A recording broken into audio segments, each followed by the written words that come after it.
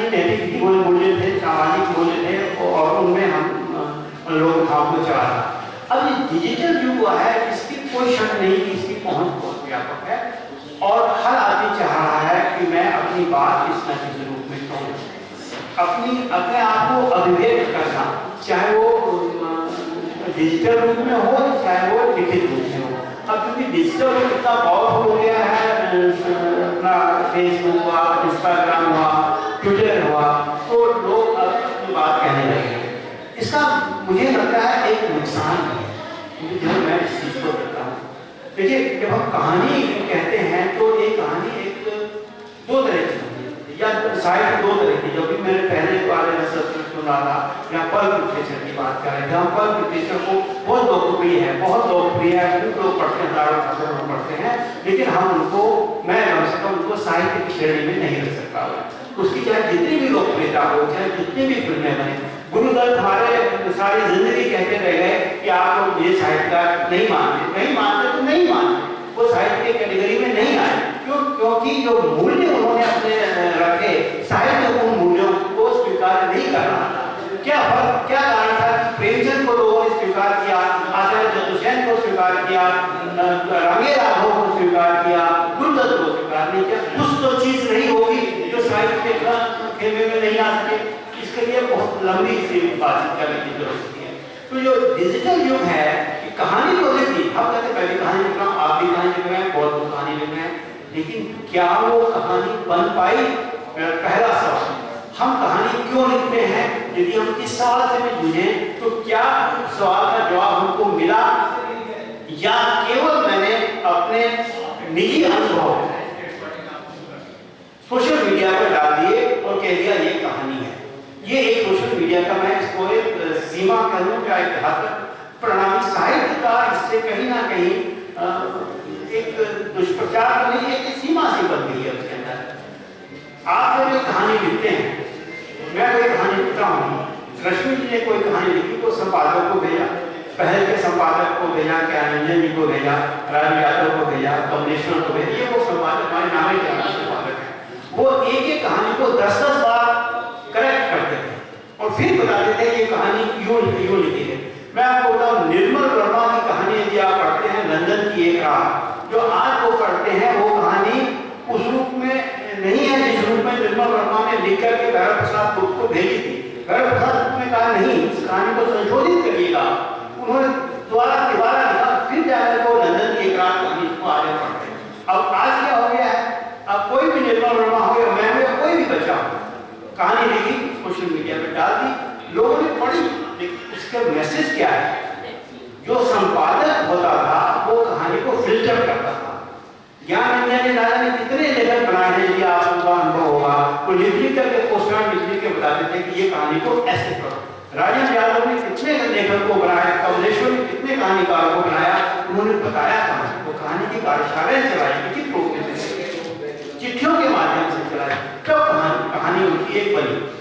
आज अगर डिजिटल में है, आपने लिखा और आपने डाल दिया, आपको लाइक मिल गए, नहीं लाइक मिले, कुछ लोग लाइक मिले, लेकिन वो साहित्य की श्रेणी में नहीं आती। ये एक मैं इसको एक सीमा कह सकता हूँ।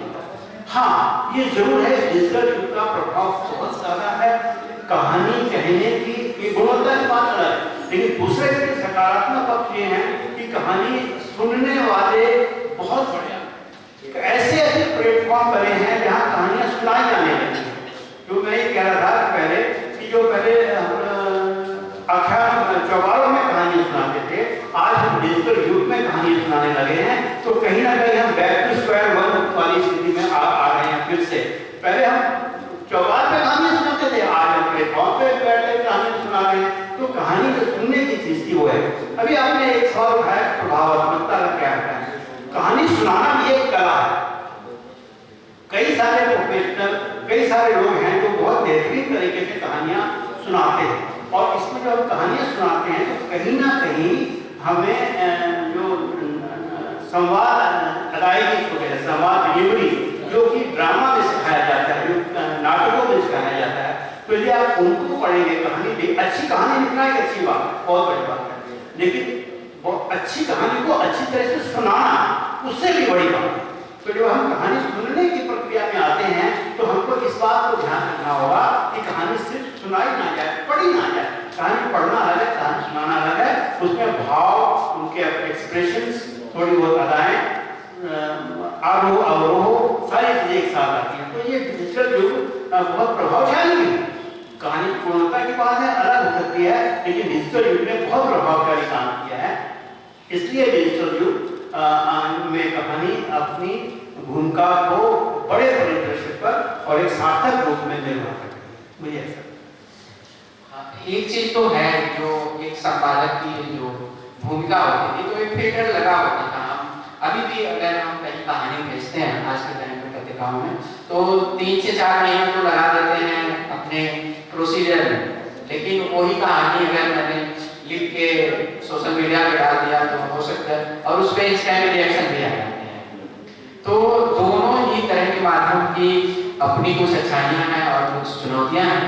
लेकिन मुझे एक चीज़ और जो लगती है जब हम फेसबुक पर होते हैं, चाहे खासकर इंस्टाग्राम पर, कि जो कॉपीराइट का मसला है, जो मौलिकता का एक तरह से मसला है, बहुत सारी ऐसे पंक्तियां किताबों की, चाहे कविताएं ऐसी घूम रही होती हैं जिनका पता ही नहीं होता कि ये है किसकी।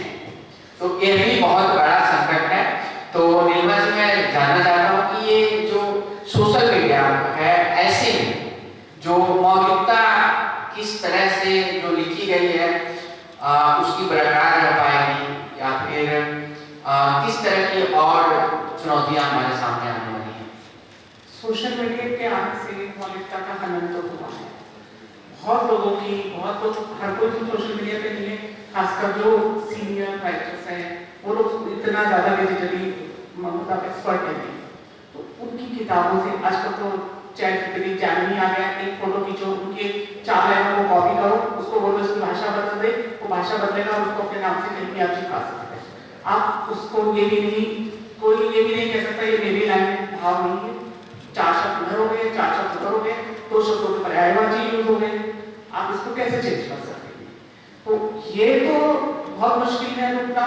और जब जो कहते हैं ना अराजकता आती है तो तेजी से आती है और बहुत तेजी से बढ़ती है।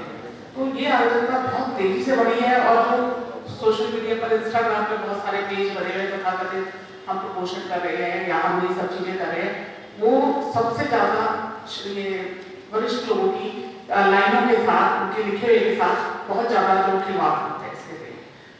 इसके लिए तो कोई सरकारी नीति बनाए या कोई कुछ इस टाइप से बने कि कॉपीराइट अधिकार को जो नहीं है उसको मजबूत किया जाए। इसके लिए तो ये सब ही हो सकता है। और बाकी डिजिटल पर क्या होगा? डिजिटल पर तो इसका या तो ये कर सकते हैं हम अपनी कहानी लिख के डिजिटल पर डालेंगे, नहीं डालेंगे तो मेरी एक वायरल लघु कथा थी, उसके 2000 शेयर मैंने देखे पेज पर, मेरे से उठा के उसने अपने पेज पर डाले, उस पेज पे 2000 शेयर हो गए लघु कथा के लिए। और मैं बार बार बोल रही हूँ भैया ये मेरी लघु कथा है, मेरी लघु कथा, कौन सुन रहा है? वहां तो नकार खाने की कुछ बज रही थी, कुछ सुना ही नहीं किसी ने। सोशल मीडिया पर एक पहले बैनर बांधना है कि कोई भी अगर कोई कहानी लिखता है पहले किसी पत्रिका में छपने दीजिए, वो आपकी कहानी है, आपका वो है, अपनी पुस्तक में आने दीजिए, उसके बाद वो सोशल मीडिया पर डालना चाहिए। बिल्कुल ये सही रहेगा। नहीं तो वरिष्ठों के साथ तो सबसे ज्यादा अन्याय वरिष्ठों के साथ होता है। प्रेमचंद की लाइनें कोई भी बना के, अनजान लाइनें हैं प्रेमचंद की। एक दरवाजा खुला है तो बीच में एक कविता आई थी, सब उसको महाश्वेता देवी के नाम से उसको बहुत ज्यादा सर्कुलेट करते, जबकि वो कविता निधि सक्सेना नाम की मध्य प्रदेश की लेडी है, उसकी लिखी हुई है।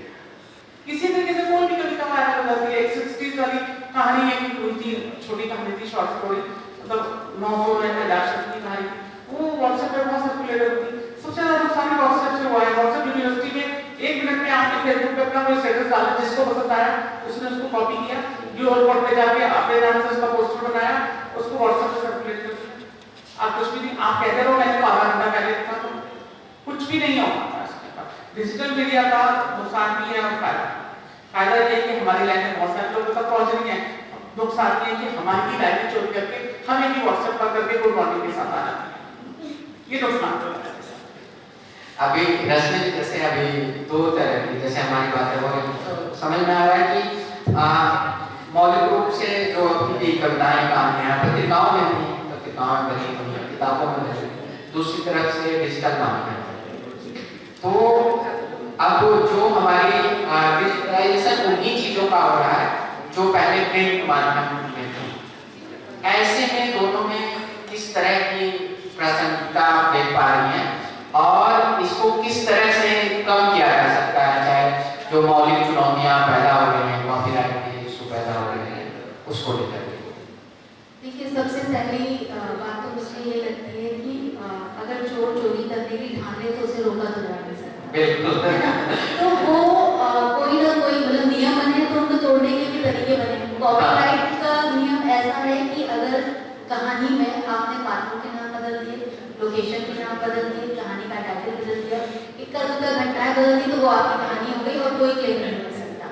तो जब कॉपीराइट का जो नियम है वो ही इतने हल्के हैं, तो उनको जब तक स्ट्रॉन्ग नहीं किया जाएगा तब तक मुझे नहीं लगता ये चोरी या नाकामी से सावधान वाली सिचुएशन हमारे लिए बन गई जो लिखते हैं या पुराने जो राइटर्स हम रही कि दोनों मीडियम में प्रासंगिकता की बात, तो मुझे लगता है कि बदलाव आना बेहतर है बजाय लुप्त होने।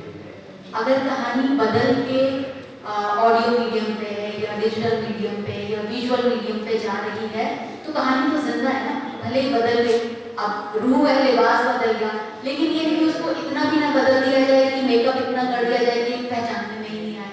तो दोनों तरफ की ये जिम्मेदारी है, जो डिजिटल कंटेंट क्रिएटर है उनकी भी ये जिम्मेदारी है कि वो उसकी मौलिकता को बरकरार रखें और जो प्रिंट में जहाँ से वो कहानियाँ उठा रहे हैं तो मुझे लगता है हाँ उनको क्रेडिट दिया जाए बिल्कुल, और एक ये दोनों तरफ का एक मतलब साझेदारी से ये चीज़ लोक कथाओं की या कहानियों की जो पहुंच है वो अच्छे तरीके से बढ़ सकती है सब तक। सर आपसे मेरा सवाल है एक और कि जो नई पीढ़ी है अभी जिनको जेन जी कह के हम देख रहे हैं, तो वो तो यही भाषा समझती है इंस्टाग्राम की, ट्विटर की, चाहे सोशल मीडिया की। ऐसे में उन तक जो